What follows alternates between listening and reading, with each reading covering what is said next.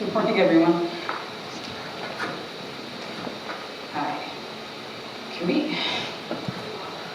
Okay. Kevin, John, can you guys? It just.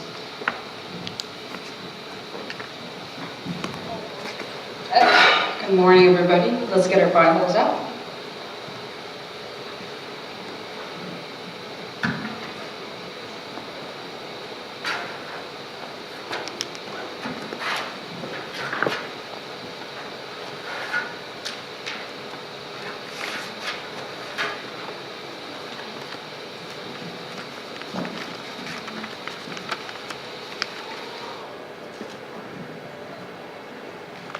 Okay.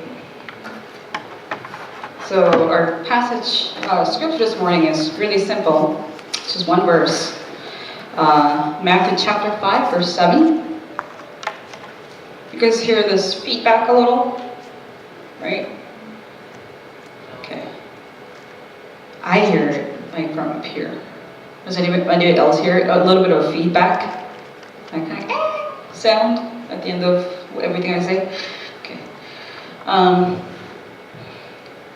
Alrighty, so chapter 5, verse 7. I'm going to push this a little bit because I know I'm going to trip over it as I walk back and forth. Okay, and it's just one verse, so let's read it all together. Okay, is everyone ready? Is everyone awake this morning? Okay, good. Alright, let's read it loud and clear. Ready? Verse 7.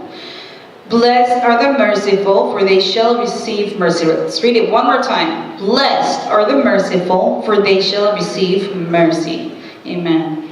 So recently I came across the news, a shocking one rather, and it's not about the hurricane, it's not about the Vegas shooting, but it wasn't as big as the shooting or anything, but it was shocking for me. So it was about a group of teenagers, about what they did, and this was back in the summer, in Florida, and so there was this man named Jamel Dunn. He was 31 years old, and he lived in Florida, and he had a little bit of disability, so he walked with a cane. And on July 9th, he happens. And this man is actually a family man. He had daughters that was 11 years old and a 6-year-old. So he was a father, and on this fateful day, he happened to be at a pond drowning in one afternoon. So nobody knows why he was in that pond to begin with, but all we know is that he was drowning in that pond. And the reason why this is so shocking is because there were these group of teenagers, about 5 or 6, that were there at that place where this man was drowning. And all they were doing is recording that instance on the phone. So, and you can hear, I don't know if you saw the video, this man screaming for help. Help me, help me! And he's desperate and he's dying, but all they're doing is just kind of videotaping on their phone. They're actually taunting him. And they're saying, and you can hear them laughing and they're chuckling and they're making fun of him and saying, hey, we're not gonna help you. You die. And you can hear them saying with like a lot of joy in their voices. And it's really disturbing. And it goes on for about 2 minutes.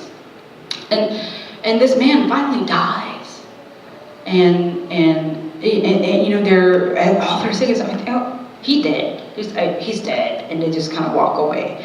And what they do is they put this video on social media because to them this is such a fun video. So he posted, and people are just outraged and shocked because how could they not do anything? So it's rather something about what they didn't do than what they did. When they could have walked into the water and saved and helped this man, they didn't. When they could have called for help with their phone, they didn't, and just recorded on the phone.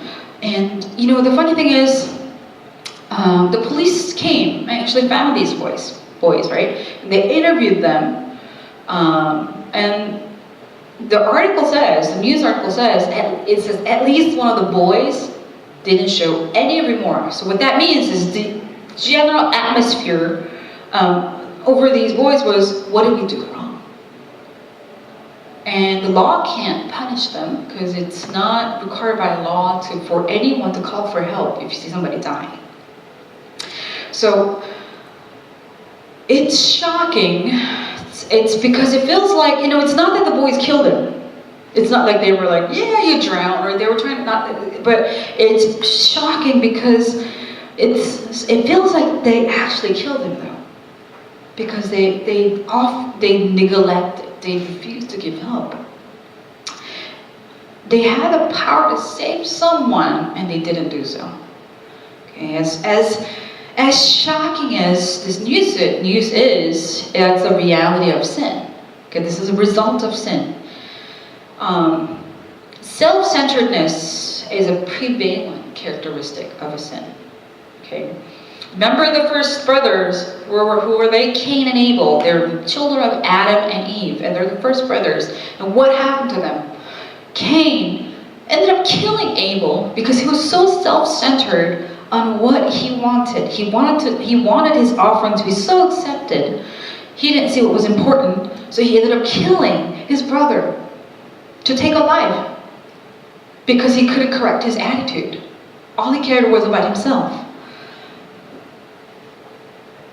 We're all born with the same sin, guys.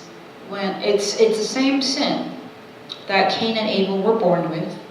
We're still born with the same sin, and it's called the original sin. You guys have heard of it, right? The original sin. And I've taught a lot of you that are here today. Right? I was your teacher. I think I was your teacher at one point or another, or I was teacher to your siblings, older siblings rather. And the reason why I bring up this is because you see the self-centeredness in children a lot, especially when they're younger. I'm sure teacher Shia can agree. Babies are extremely self-centered. So my 15 months old Aaron, he's I love him, but sometimes he's like, because what he does is, so I love kissing my baby because he's so kissable. So I try to kiss him, and I go, oh, Amapopo. And when he's in a good mood, he'll give me a little, like a really slobbery kiss. I don't know why, he's always drooling, so if he kisses me, I'm always like wet here. But I love those wet kisses. So I try to give him a kiss, and if it's something that he does, if I kiss him when he doesn't want me to, what he does is he scratches me, and he just doesn't like, it's actually this. And so if you actually look at my face, take a close look at my face, I have got all these nicks and like grooves because he scratches me so hard. Like he genuinely doesn't like it. So I've tried so many different methods. I've yelled at him, I pleaded with him, and I tried like fake tears to let him know that it's hurting, and but it's really temporary. He doesn't care for the sake of others. He doesn't care that I'm hurting. It's all he cares about is what he wants or what he doesn't want. So and when I see that, I see original sin passed down from Adam and Eve all the way down to my baby. Mama, I don't care what you want, or I don't care if you hurt. I don't want you to kiss me now, so I'm gonna hurt you. And as funny as that story is, it's scary because that's original sin. And as we grow up, we all grow out of it. Thankfully to the teachings of our parents and our society, we grow up to be a better person. We begin to consider others a little more, right? I mean, if I want to give Faith a hug, and if she doesn't like it, she's not gonna slap me in the face or anything, she'll just go like, okay, all right, it's over, and she'll let me go, she'll let me get away with it. So but here's the thing: it's moments like these when these boys didn't help Jamel Dunn you see the impact of sin. And it's so scary, it's so stark, because the same sin is in us. Okay? So let's remember that. And it's not to kill someone, just like Cain killed his brother Abel, and just like these brothers, these boys let someone die because it was for their entertainment. Now, today, Matthew 5:7, today's passage says, "Blessed are the merciful, for they shall receive mercy." Jesus teaches us in the Sermon of the Mount.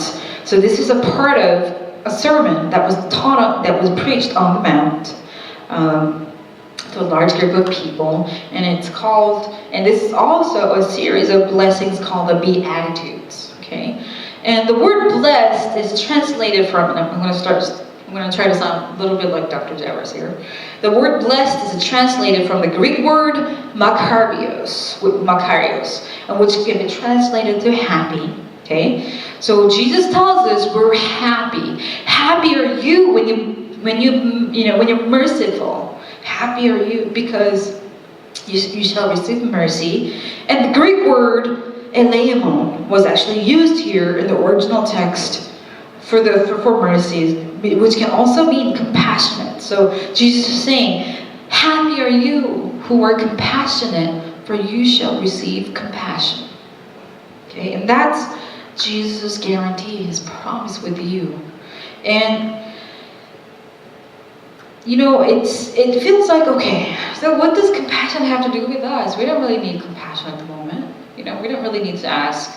We don't really need mercy at the moment. Well, let's wake up and see the reality of things. So compassion, according to the world, this is Merriam-Webster's dictionary definition, and it says, according to the world, the definition of compassion is this: sympathetic consciousness of others' distress together with the desire to alleviate it. So basically, according to the world definition, is okay. It's when we feel bad about others' need, and we do something to help it, and it's noble, and it's great, but Jesus says compassion is actually something greater for us Christians. For this reason, and I'll tell you why. First of all, let's look at the Beatitude itself. Okay, Beatitude is a series of blessings. So it goes from verse 3 to 11. And it goes on like this: blessed are the poor in spirit, blessed are those who mourn, blessed are the meek, and blessed are those who hunger for righteousness. And this, I can preach on this series on the Beatitudes alone, but today we're going to focus on compassion. So let's break it down. From verses 3 to 5, describes a believer who's recognized the grievance of the sin.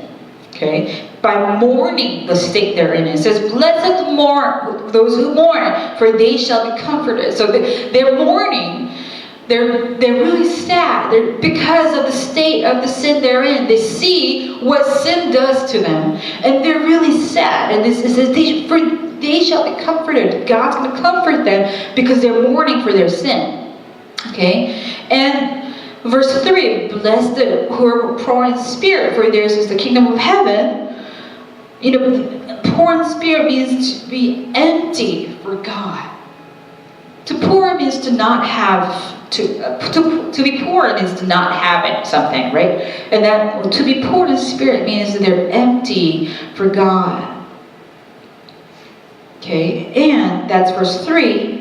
And verse 5 says, blessed are the meek, for they shall inherit the earth. What that means is they're meek. What that means is they're saying, okay, we're going to suffer for the and we know that this world is full of suffering. We're going to suffer for the sake of Christ, but we're okay. So we're not going to go out complaining and screaming, but we're going to be humble and say, God, we're here hungry for you. What does this sound like? It's a journey for a believer.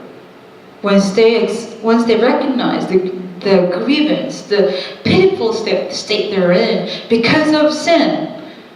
They become hungry, they become empty for Jesus. And once they receive him, they realize that this world full of suffering is okay. It's a good thing because they're suffering for the sake of Christ. And then comes verse 6 and 7. It says, "Blessed are the merciful, for they shall receive mercy." So how does being compassionate fit in your journey as a Christian? Now, it's not merely about just putting in some money to help some poor people in some poor countries. It's not entirely about going on mission trips to help them. That's only a part of it. Okay? Let's consider the Great Commitment. We learned it from 2 weeks ago and from Dr. Jowers. So you guys remember? What is the first and greatest commandment?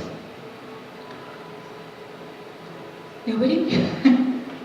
What is the first and greatest commandment?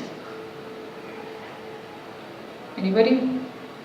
It's to love okay, here's what Jesus says. He says, "You shall love the Lord your God with all your heart and with all your soul and with all your mind." Okay? Yeah, DJ, that's right. Yeah, with all your soul, with all your heart, and with all your mind. And the second is just like it, you shall love the Lord, you shall love your neighbor as you love yourself. The great commandment that Jesus taught us. A long time ago, a student asked me why it is that we have to love God. And he found it extremely annoying, and inconvenient. Why do you have to love him? I don't need him. Like, my life is just fine. So why do we have to love him like here and give our time and all? And if you don't really recognize what sin does to us, he's correct. If you think about it, my life is fine. So why do we need to give our heart and our mind and our soul to love God? It really doesn't make sense. It's kind of like this. When some boy at your school likes you and you don't like him, you don't really want him in your life, and it's really annoying when he gives you love letters and flowers and signs and hugs, and you're like, oh, just get away from me. And it's kind of like that until we and that was for him. But here's the difference between that and us, and it's that we have recognized. Hopefully, you have recognized the impact of sin in your life. Okay? The boys in Florida consciously allowed a man to die. And we may think, oh, we're far away from doing that. And you may be true, but you have to recognize that same sin, not differing in a degree, still is in us. We were born with it. That's the curse of sin. And the curse of sin is death. Death to our original design. We were made in the image of God. That means we carried God's characteristics before Adam and Eve sinned. But we threw that away. Okay? It brought death to the design of God. And also, we bring death to others. Just like these boys did. Although they weren't choking him themselves, they might as well have. Because they were so self-centered. And that same self-centeredness is in us. And that's how desperate we are.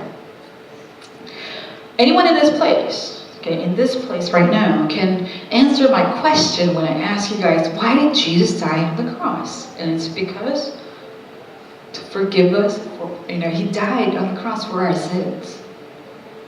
And it doesn't mean much until you put yourself in the shoes of one of these boys. Imagine you being at the same place because the same sin is in you. You are one of the boys that are laughing at this man as you see him dying.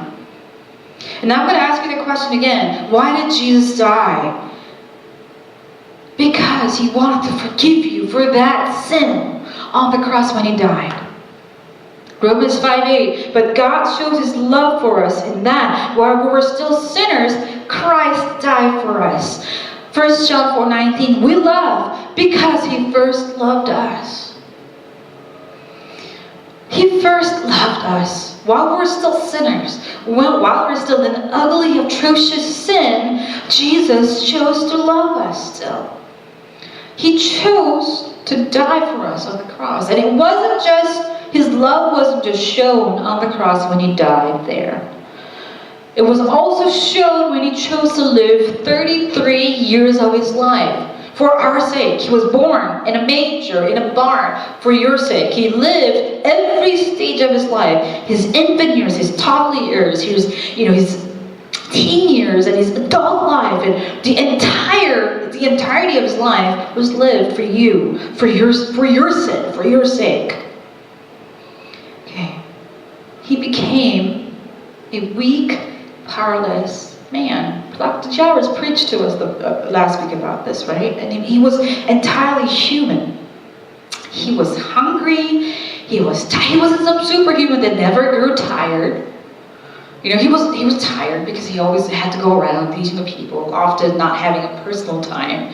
You know, he was always being merciful to people. His heart was always for people who were suffering.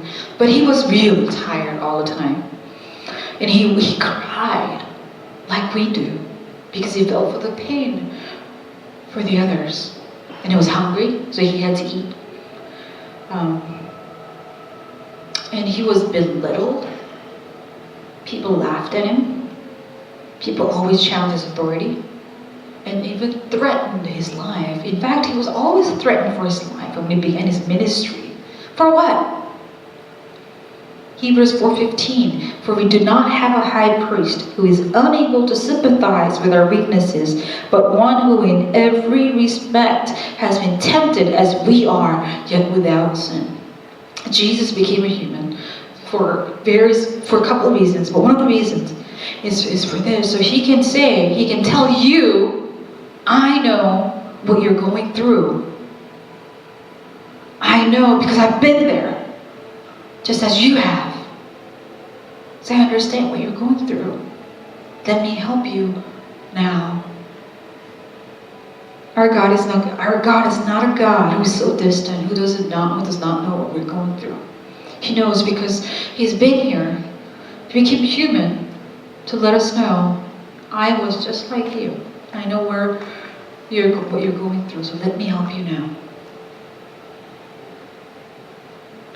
1 John 3:16, by this we know love, that he laid down his life for us, and we ought to lay down our lives for the brothers. When we understand the love and the compassion that Jesus has for us, we cannot but respond in love and compassion for Jesus. We want to know what's on his heart. We want to love those whom he loved. That's how we respond in love. So unless you fall in love with Jesus, you cannot love others. Now that's why God says, first, you must love me. And then you can love your neighbors as you love yourself, because you'll see the love I have for you. Compassion is a value, treasured no matter what culture you're in. It is compassion that rescued many Korean War orphans. Okay, my mom. So your grandparents lived through that war. My mom was born right after the war, and although she was blessed that she wasn't really heavily affected by the war, my grandparents were, and there were so many children that lost their parents. There were so many orphans at that time, and when a lot of American missionaries came and saw the devastation that was among the children, they took it upon themselves. They made it their life commitment to help these war orphans. In fact, organizations like World Vision, which is one of the biggest and Compassion International, and they're really big organizations. You know how they started? Because they wanted to rescue war orphans from Korea. Bob Price, he was a young man. He had $5 in his pocket, and he was in China. And then, when he saw this girl in need, he gave that $5 to the girl and committed his life to give $5 to this girl every month. That's how World Vision started. When he came to Korea, he was so heartfelt. He was so broken for the children of Korea. The same thing with Compassion's founder, I forgot his name. When he came and saw children, the bodies of children being tossed out like garbage every day, his heart was so broken, he committed his life. And these men were rich people. They weren't rich. They weren't influential. They were just some ministers from America. But when they saw the pain, the suffering, they had such great compassion. When they came back to the States, this is what they did. They pooled their resources. They gathered people and came up with an effective system to rescue these children. And it was that compassion that rescued so many children's lives. And it still works to save these children's lives today. Father Greg Joseph Boyle is an American Jesuit priest who is really well known for his ministries for gangsters in East LA. So when he was a young man, a graduate from seminary teaching, he was assigned to a parish in East LA where his parishioners were the poorest and the most violent, like in the United States. Okay, this is where gang violence is so prevalent. It's crazy. When he saw the need, he launched the largest and the most successful gang member rehab organization. It's called Homeboy Industries. I know it's kind of cool, huh? Homeboy Industries, and he still runs that organization, ministering to those who are easily the most violent. He's an expert in the matter of compassion. And then I stumbled upon this video. Michael, can you get that video ready for me? And was amazed. I was watching, and I was just kind of, I was putting my baby to bed. I was mindlessly scrolling through Facebook on my phone, and I was like, and there was subtitle on it, and I was just watching, and I was like, and then it woke me up because I was amazed on what he had to share on the matter of compassion. It was a wake-up call for me. So I want you to listen to what he has to say, the story, and then what he's going to talk about is a story of a life of a gang member that's in his ministry, and this gang member was invited to speak to a group of social workers, and this is the story of that man's life.